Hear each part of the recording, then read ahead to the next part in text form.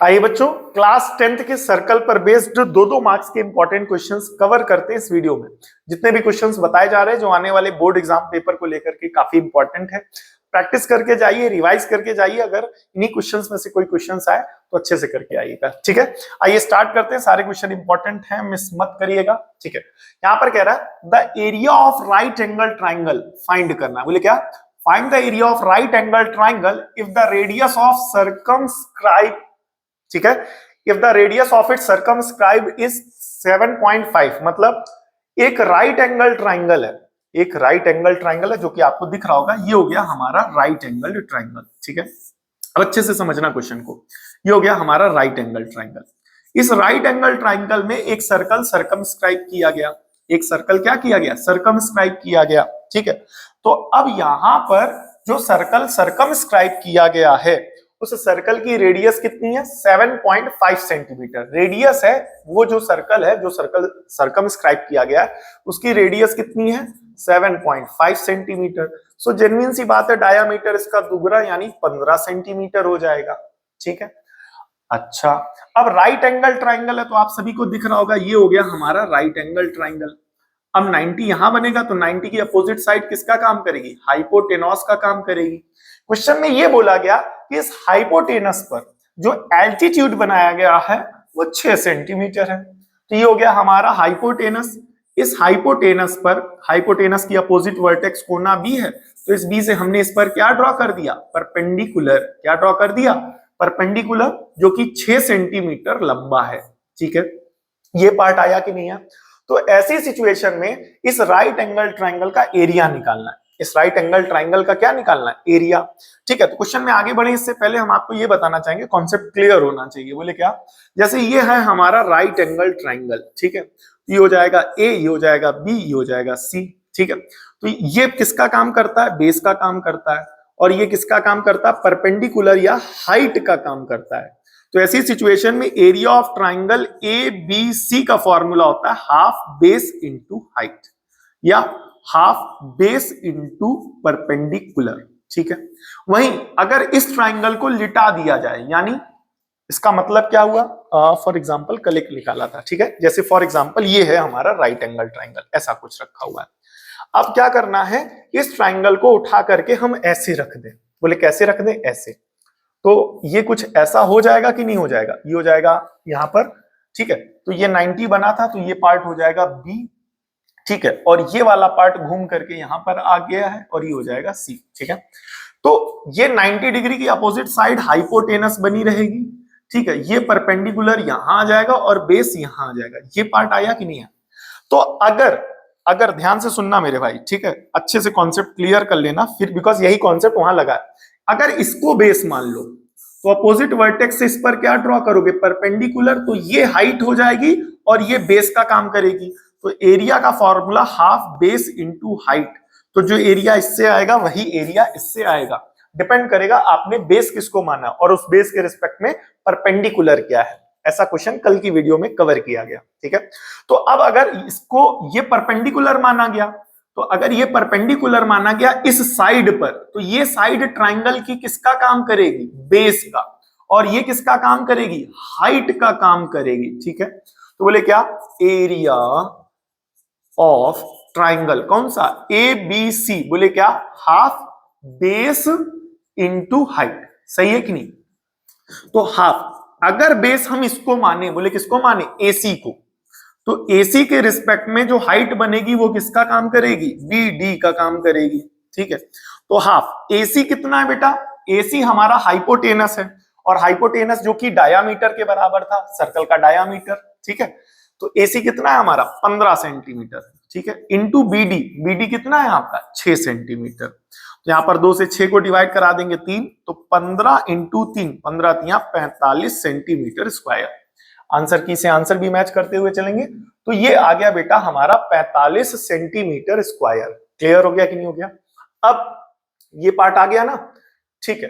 अब ये hypotenuse diameter, diameter hypotenuse कैसे हो गया? इसकी एक थ्योरम आपको पता होनी चाहिए। बोले क्या पता होनी चाहिए? कि अगर एक सर्कल में राइट एंगल ट्राइंगल बनाया जाता है तो ये जो राइट एंगल ट्राइंगल का बेटा जो हाइपोटेनस होता है वो सर्कल का डायामीटर होता है, फिक्स। क्लियर हो गया कि नहीं हो गया? और दूसरी बात, ये सेंटर से पास हो। कहां से पास हो? सेंटर से पास हो। क्लियर हो गया? और क्योंकि सर्कमस्क्राइब किया गया तो जेन्युइन सी बात है, सेंटर से ही पास हो। नेक्स्ट, ठीक है, ये भी काफी इंपॉर्टेंट क्वेश्चन है, मिस मत करिएगा। In the following figure O A B C is rhombus. O A B C rhombus है, तो सारी साइडें क्या होंगी? बराबर होंगी कि नहीं बराबर होंगी? ठीक है। Whose vertices are A B C lie on the circle of radius 10 centimetre. अब सर्कल की रेडियस 10 सेंटीमीटर है, तो ये हो जाएगी सर्कल की रेडियस 10 सेंटीमीटर। ठीक है, ये भी हो जाएगी 10 सेंटीमीटर और ये भी हो जाएगी 10 सेंटीमीटर। तो बोले क्या, जो हमारी ओ ए है, ओ बी है और ओ सी है, ये तीनों कितनी हो जाएंगी हमारी? 10 सेंटीमीटर। क्यों? क्योंकि ये हमारी क्या है बेटा? रेडियस। तो ओ ए बराबर ओ बी बराबर ओ सी, ये तीनों 10-10 सेंटीमीटर हो जाएंगी। क्यों? क्योंकि रेडियस के बराबर है। ठीक है। दूसरी बात, ये जो ओ ए है ये इस रोम्बस की साइड है, तो आप सभी को पता है रोम्बस की सारी साइडें बराबर हैं। तो अगर ये साइड है 10 तो ये भी होगी 10, ये भी होगी 10 और ये भी होगी 10। मतलब क्या कि जो रोम्बस है ओ ए बराबर ओ बी, सॉरी ओ ए बराबर, क्यों? अच्छा, ये रेडियस होने के कारण बराबर हो गए हैं। अब ओ ए जो है वो किसके बराबर होगा? ए बी के। किसके बराबर होगा? बी सी के। और ये किसके बराबर होगा? सी ए के। तो ये सब भी कितने हो जाएंगे? 10 सेंटीमीटर। बोले क्यों? क्योंकि साइड्स ऑफ रोम्बस, रोम्बस की सारी साइडें क्या होती हैं? बराबर। ठीक है। अब नेक्स्ट पार्ट जो यहां पर लग रहा है वो ध्यान से समझना है कि बोले क्या कि प्रॉपर्टी समझो यहां पर रोम्बस की। जैसे फॉर एग्जांपल मान करके चलो ये आपका है रोम्बस, ठीक है, तो ए बी सी डी। तो दो बातें याद रखना, यहां पर जो डायगोनल्स होते हैं वो बराबर नहीं होते हैं, रोम्बस के डायगोनल बराबर नहीं होते। दूसरी बात, डायगोनल आपस में परपेंडिकुलर होते हैं। तीसरी बात, डायगोनल्स बाइसेक्ट ईच अदर।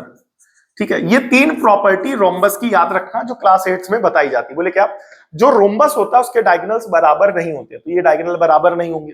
दूसरी बात, डायगोनल्स आपस में परपेंडिकुलर होते हैं। तीसरी बात, डायगोनल एक दूसरे को बाइसेक्ट करते हैं। अच्छा, तो अगर डायगोनल बराबर नहीं होते तो अगर मान करके चलो ये 8 सेंटीमीटर है, तो जेन्युइन सी बात है अगर ये 6 सेंटीमीटर मान करके चलते हैं तो डायगोनल बराबर नहीं होंगे। ठीक है। दूसरी बात, डायगोनल एक दूसरे के परपेंडिकुलर होते हैं, तो ये सारे एंगल कितने हो जाएंगे? 90। अब डायगोनल एक दूसरे को बाइसेक्ट करते हैं, तो डायगोनल अगर बाइसेक्ट करते हैं तो ये वाला अगर 8 सेंटीमीटर है, ये मान करके चलो 8 सेंटीमीटर है, तो ये बाइसेक्ट होगा तो ये पार्ट हो जाएगा 4 सेंटीमीटर, ये हो जाएगा 4 सेंटीमीटर, बराबर भागों में बटेगा। बाइसेक्ट होने का मतलब ही यही है। अब इस डायगोनल की लंबाई 6 सेंटीमीटर है, तो ये हो जाएगा 3 सेंटीमीटर और ये वाला पार्ट भी हो जाएगा 3 सेंटीमीटर। समझ में आया कि नहीं है? तो ये 3-3 सेंटीमीटर। तो उसी तरीके से बोले क्या, diagonals of rhombus, diagonals of rhombus क्या करेंगे? Bisects each other and perpendicular to each other. बोले क्या, डायगोनल से एक दूसरे को बाइसेक्ट करते हैं और साथ ही साथ परपेंडिकुलर होते हैं। तो इस वजह से ध्यान से देखना, ये जो एंगल ओ पी सी है होंगे तो सारे 90, हमने आपको यहां बताया ये सारे एंगल क्या हो जाएंगे? 90 हो जाएंगे। बट हम काम का ये वाला ले रहे हैं। ठीक है, तो बोले क्या, जो हमारा एंगल ओ पी सी है, कौन बेटा? O P C. कौन? एंगल, इसका मतलब हुआ एंगल ओ पी सी कितना हो जाएगा बेटा? 90 डिग्री हो जाएगा। कितना हो जाएगा बेटा? 90 डिग्री। ठीक है, ये हो जाएगा हमारा 90 डिग्री। अब ठीक है, अब क्योंकि डायगोनल्स बाइसेक्ट करते हैं, ठीक है, और परपेंडिकुलर होते हैं, तो परपेंडिकुलर होने के कारण ये इसका आधा हो जाएगा, और बाइसेक्ट करने के कारण जो ओपी की वैल्यू है बेटा, जो ओपी की वैल्यू है, ठीक है, ओपी कहां है? ये ओपी इतना पार्ट, तो ये पार्ट और ये पार्ट बराबर बटेंगे कि नहीं बटेंगे? ठीक है। दूसरी बात, अब अगर ये पार्ट बराबर बटेंगे तो ये जो ओबी है वो कितना है? 10 सेंटीमीटर, रेडियस होने के कारण। तो जब बराबर बटेगा तो ये 5 हो जाएगा और ये 5 हो जाएगा। तो जो ओपी की वैल्यू है वो इस ओबी की क्या हो जाएगी? ओबी की क्या हो जाएगी? आधी। ठीक है, यहां से ओपी जो आएगा वो ओबी का आधा आएगा, और ओबी कितना है? रेडियस। ओबी कितना है? रेडियस। और अपॉन में कितना आ जाएगा बेटा? 2। अपॉन में कितना आ जाएगा? 2। ठीक है, अब रेडियस कितना है आप सभी को पता है, रेडियस है 10 सेंटीमीटर, तो 10/2 यानी कितना आ जाएगा 5 सेंटीमीटर। ये आपकी क्वेश्चन नंबर कौन सी हो गई, थर्ड सेकंड। ठीक है, अब तीसरी बात एंगल पीओसी 90 है, ओपी आ गया हमारा 5 सेंटीमीटर। ओपी कितना आ गया 5 सेंटीमीटर, और ओसी की जो वैल्यू है वो रेडियस के बराबर है, जो कि कितनी आएगी 10 सेंटीमीटर। ठीक है, तो इसका मतलब क्या हुआ, इन ट्राइंगल ओपीसी, किस ट्राइंगल में ध्यान से देखेंगे, ओपीसी में, ध्यान से देखना बेटा। ठीक है, ओपीसी में। ठीक है, ये हो गया। तो इसमें एंगल पी कितना है बेटा 90 डिग्री। ठीक है, एंगल पी कितना है 90 डिग्री, आप देख रहे होंगे ओपीसी 90 है। ठीक है, साथ ही साथ ओपी, इस ट्राइंगल का एक साइड है ओपी, ओपी रहा ये। ठीक है, तो ओपी कितना आया है, ओपी आया है आपका 5 सेंटीमीटर। ठीक है, और ओसी कितना आया इस ट्राइंगल का, जो कि आया है बेटा, ओसी आया है आपका 10 सेंटीमीटर। कितना आया है 10 सेंटीमीटर। अब आप सभी को पता है राइट एंगल ट्राइंगल में 90 डिग्री की अपोजिट साइड किसका काम करेगी, हाइपोटेनस का काम करेगी। राइट एंगल की अपोजिट साइड, ये हो गया राइट एंगल, तो इसकी अपोजिट साइड ये हाइपोटेनस का काम करेगी, यानी ओसी कितना हो जाएगी हाइपोटेनस, जो कि 10 सेंटीमीटर। इसमें से इस साइड को हम बेस मान लेते हैं 5 सेंटीमीटर, तो एक साइड जो बचेगी वो बचेगी क्या, परपेंडिकुलर। तो परपेंडिकुलर निकालने का फॉर्मूला पाइथागोरस थ्योरम डायरेक्ट लगाएंगे। तो परपेंडिकुलर निकालने का डायरेक्ट फॉर्मूला हमारा क्या होता है बताएं, परपेंडिकुलर निकालने का पाइथागोरस थ्योरम से डायरेक्ट फॉर्मूला लगेगा, और डायरेक्ट फॉर्मूला जब लगेगा तो क्या बनेगा यहाँ पर, √h² माइनस का b का स्क्वायर। तो h कितना है बेटा यहाँ पर 10, तो 10 का स्क्वायर माइनस बेस का स्क्वायर, बेस कितना है 5, तो 5 का स्क्वायर। तो 10 का स्क्वायर कितना आ जाएगा 100, माइनस 5 का स्क्वायर 25, 100 माइनस 25 तो ये हो जाएगा 75। 75 बनता है 25 इंटू 3 से, तो 25 जब बाहर आएगा बेटा 5, और यहाँ पर √3 यूनिट आ जाएगा, सेंटीमीटर सॉरी। क्लियर हो गया कि नहीं हो गया। तो इसका मतलब क्या हुआ, ये जो परपेंडिकुलर है ये इस ट्राइंगल का किसका काम करेगा बेटा, पीसी का काम करेगा। ये परपेंडिकुलर किसके बराबर होगा, पीसी के। किसके बराबर होगा, पीसी के, पीसी के, पीसी के। ठीक है, तो ये पीसी आ गया हमारा 5√3। अब आप सभी को पता है कि डायगोनल्स एक दूसरे को क्या करते हैं, बाइसेक्ट। तो अगर बाइसेक्ट करते हैं तो बोले क्या कि डायगोनल का ये वाला हिस्सा और ये वाला हिस्सा बराबर हो जाएगा कि नहीं बराबर हो जाएगा। इसका मतलब क्या हुआ, ये जो हमारा बेटा PA है वो किसके बराबर होगा, PC के। ये जो PA है ये किसके बराबर होगा, PC के। बोले क्यों बराबर होगा, डायगोनल्स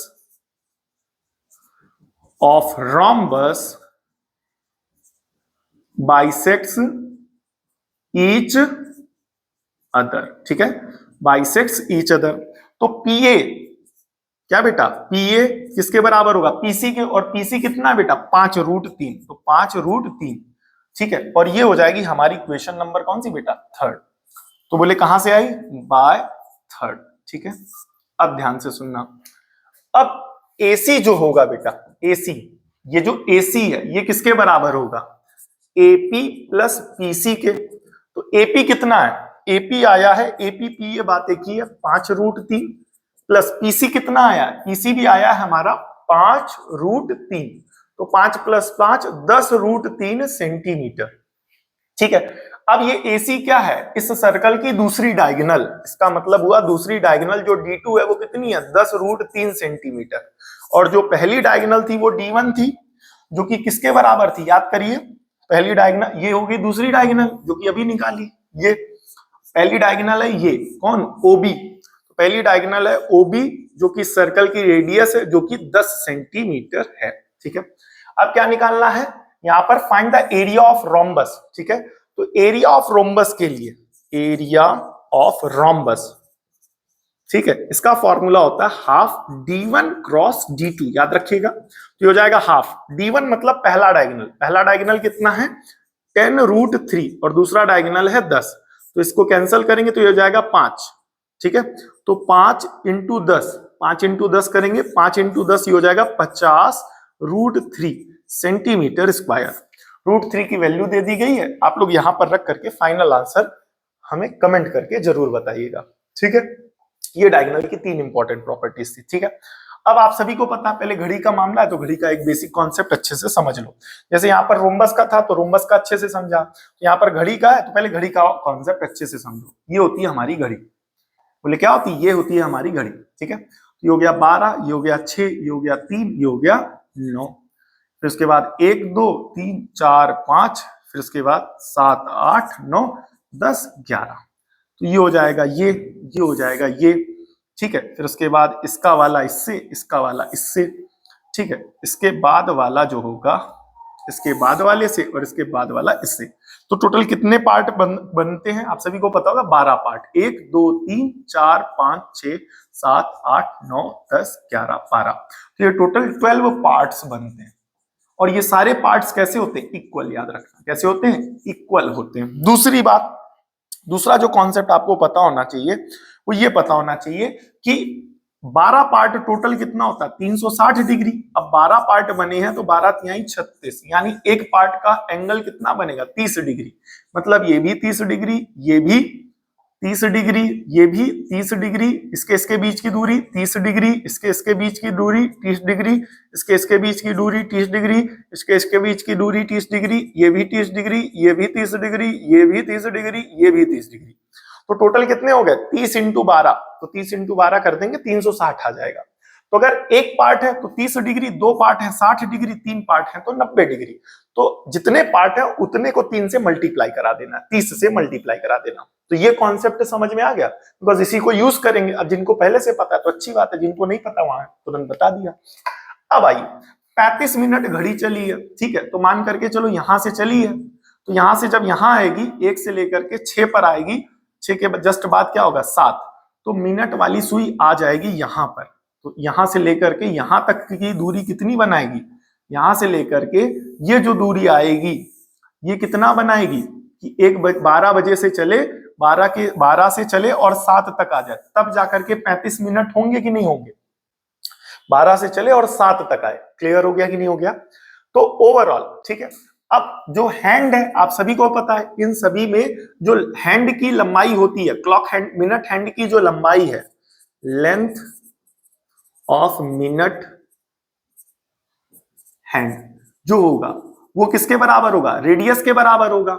इसका मतलब जो रेडियस है मिनट हैंड की लंबाई 12 सेंटीमीटर है, तो ये हो जाएगा हमारा 12 सेंटीमीटर। ठीक, अब कितने पार्ट बने हैं टोटल, इसके बाद आएगा 1 2 3 4 5 6 7, तो टोटल कितने पार्ट बने बताओ, कितने पार्ट बने 35 मिनट आने में, 1 2 3 4 5 6 7, 1 2 3 4 5 6 7, टोटल कितने पार्ट है 7। तो बोले क्या, तो जब ये 35 मिनट चलेगा यानी यहां से लेकर के यहां तक आएगा, तो ऐसी सिचुएशन में बेटा, ऐसी सिचुएशन में ये कितने पार्ट घूमेगा, 7 पार्ट, और एक पार्ट का एंगल कितना है 30 डिग्री। तो बोले क्या, सेंट्रल एंगल, ठीक है, कवर्ड इन कवरिंग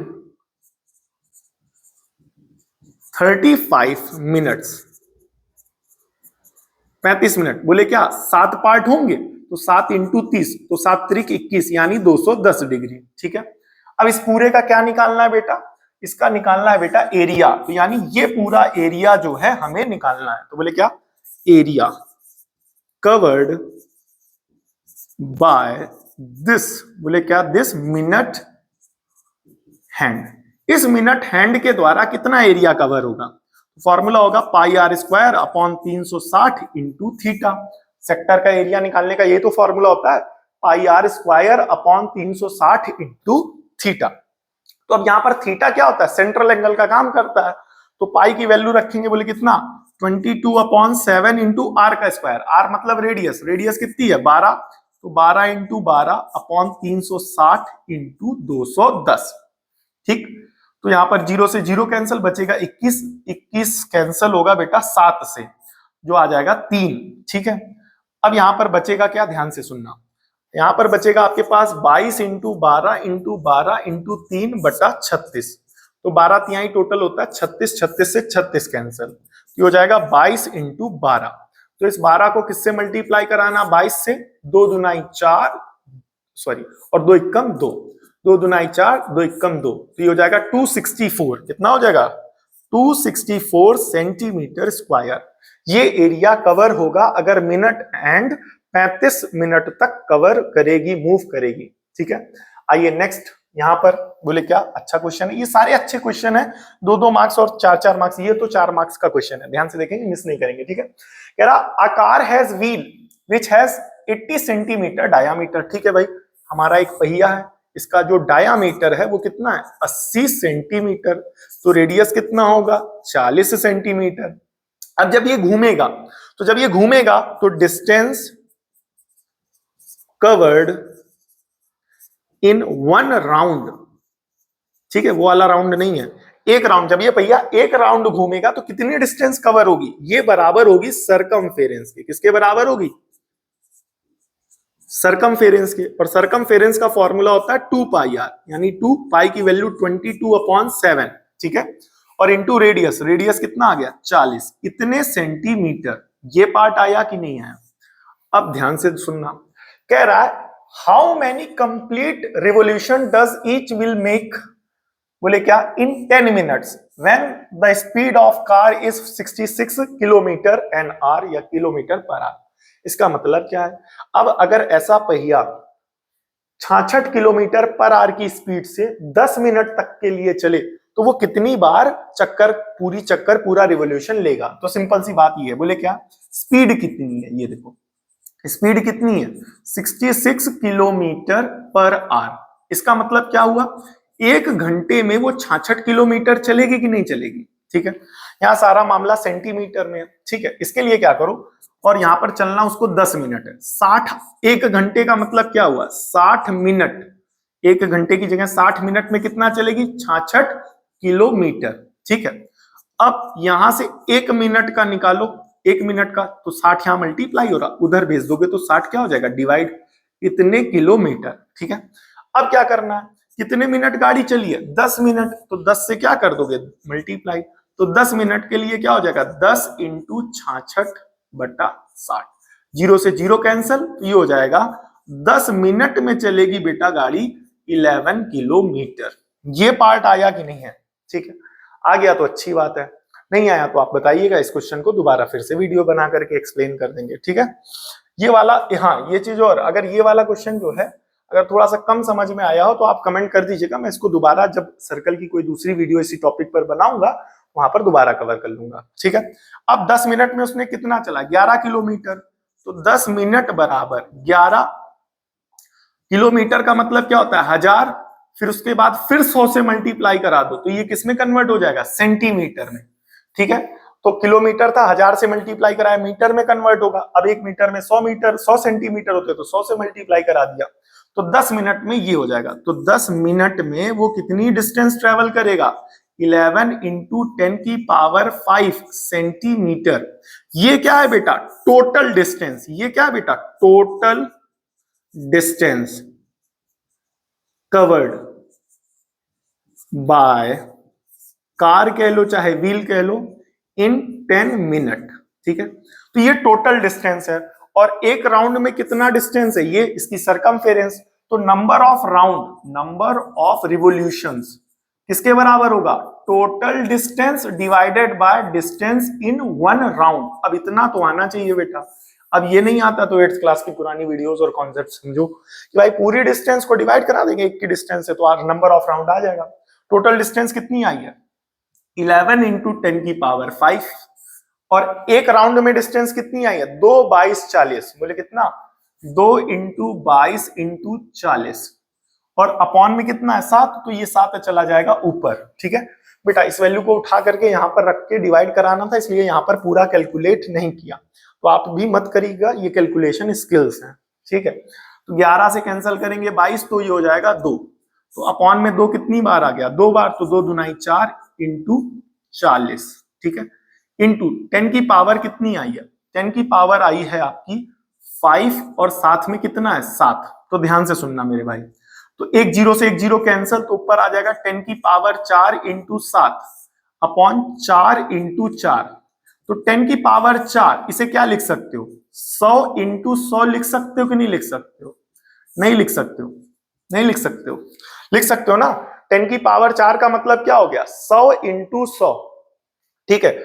अब ध्यान से सुनना। अच्छा 100 इंटू 100 क्यों लिखा? इसी वजह से लिखा बिकॉज अपॉन में 4 है, तो इससे कैंसिल करोगे 25, इससे कैंसिल करोगे 25 और ये 25 और ये 25 मिलकर के 625 बना देंगे और बचेगा क्या बेटा 7। तो 7 पना 35, कैरी आएगा 3, 7 दुनाई 14, 15 16 17, कैरी आएगा 1, 7 छंग 42 और 1 43। तो 4375, बोले कितना? 4375 रिवोल्यूशंस कवर करेंगे। कितने बेटा? 4375। आइए आगे चलते हैं, लास्ट बट नॉट लीस्ट। ठीक है, a car has 2 wipers do not overlap, बस बात खत्म।